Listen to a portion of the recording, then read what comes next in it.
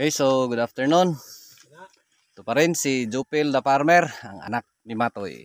Farmer nga gwapo, suhito, ug may kahibalo. Panay saba kay manuon pa ko. Okay, so meron akong maraming tanong no na nakikita doon sa group natin. So ang tanong is, Sir, nagilo yung talong ko. Sige, so anong nangyari? Pareho tayo, nagilo din ang talong ko. No, so yan mga ano ko, ay agaw, mga partners ko bago. Sino nakakilala nito? Ang gwapo no. Nasa may nagtanong, Sir, nagilo yung talong ko. By the way, ayan, nag-harvest tayo ngayon. No, so pareho tayo ng problema. So bakit daw nagyelo? No, so again sa akin, meron akong in-spray na pangpalagas ng dahon. No, so parang experiment din 'yon. So nangyari tuloy, nagilo yung mga talong ko. No, pero normally pag sobrang galing sa sobrang init tapos sobrang maulan, yun talaga, no? So posible magilo. Pero ang gagawin ko, hindi ko na ipag-green yung mga dahon na nagilo. Wala namang pang spray na maging ano yan maging change color from yellow to green. No, so ang gagawin ko lang sa mga nagyelo, mag-spray again ako ng Kilpak. Hanggang ngayon wala pang bayad ang Kilpak. No, so again last time update natin dito yung area. No, so yellow. Ngayon yung mga talbos medyo violet na. So again, ang solution ko lang, I do not solve the problem itself. No, so ang problema is nagilo yung dahon. Hindi ko na i-solve yon. So ang gagawin ko lang, practical tayo. Dito tayo sa mga talbos. No, so pabilisin natin tong mga talbos, paarang kadahin natin gamit ang Kilpak. No, so yun lang. Hirap kaya gawing green yung yelo. Bitaw, so ayan, makikita nyo yelo talaga. No, yan. Kahit saan nagilo. No? Yelo talaga. No, but then again, di tayo matakot, hindi ako takot. Kasi normal lang 'yan. No, so again, may in-spray ako pampalagas ng dahon. Ang problema hindi nalagas. Pati talbos ko affected. No, so di ko na ano 'yon, anticipate. So sige lang, so ang gagawin ko again, magpapa-recover na naman. No, so 'yon ang hirap. No, for now may harvest tayo. Kunti pa lang 'yan, 20 sacks.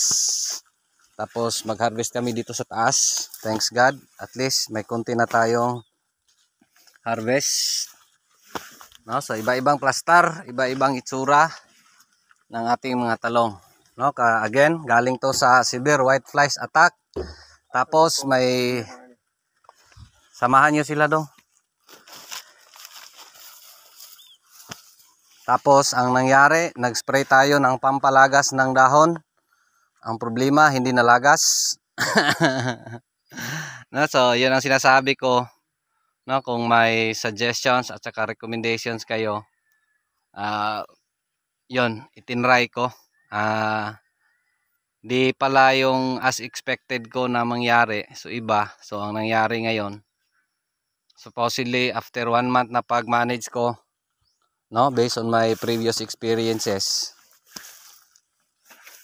ano na, talagang yun bang bumabalik na sa normal yung mga talong ko. But sad experience kasi nag-experiment ako. No, so ang hirap ko kasi pag mag-experiment, lahat-lahat, no, i-apply ko sa lahat. So yan nangyari tuloy. No, so sige lang, andyan na yan. So ipare-recover dahil natin yung mga nagilo na mga dahon. No, so again, ang gagawin ko lang, hindi ko na i-solve yung nagilo. No, besides, nag-fungicide na tayo, no? So ang gagawin ko, dito ako focus sa talbos. No, so dapat aarangkada yung mga talbos at dapat maging violet na. So again, mag-spray ulit tayo ng kilpak. No, so again, iba-ibang plastar, no? Ang ating mga talong kasi yun nga, no? Sige lang. Okay lang 'yan. No, so ang gagawin namin ngayon, mag-harvest. So bukas pa kami mag-spray after harvest. No, so 'yon nga ang spray ko. Again, may kilpak din. No? Kung kaya i-double dose ko yung kilpak, i-double dose ko. No, kasi mas marami, mas effective. No, pero normally ang ginagamit ko, ang ginagawa ko, doon lang ako sa minimum. No, minimum na timplada, 40 ml per 16 liter ng tubig. At saka for 200 liters yung 500 ml, no? So yun ang timplada ko. No, so again, bless tayo kasi may na-harvest tayo. Actually nag-harvest tayo ngayon. No, so for now, ito pa lang muna, no? 20 sacks. Konti pa lang. Then makita nyo nagilo. So next harvest expected, konti na lang 'yan.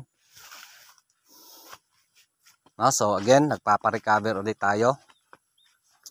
No, so ginagawa ko to kasi ayoko din ipakita na yun bang puro lang harvest na maganda.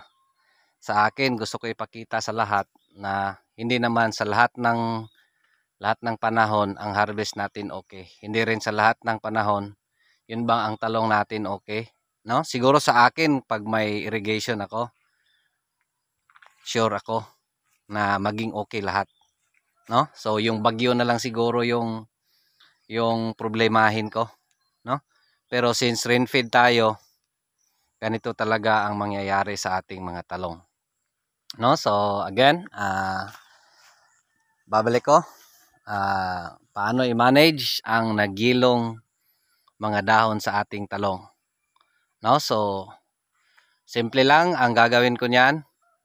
No, so since nag-fungicide tayo, no, so focus ko is yung mga talbos. No, so gagawin ko, mag-spray ako ng kilpak 40 ml per 16 liter at saka 500 ml for 200 liters na tubig. No, so yun lang ang gagawin ko. No, so again, of course, yung mga abono natin, iba-ibang plastar, iba din ang abono.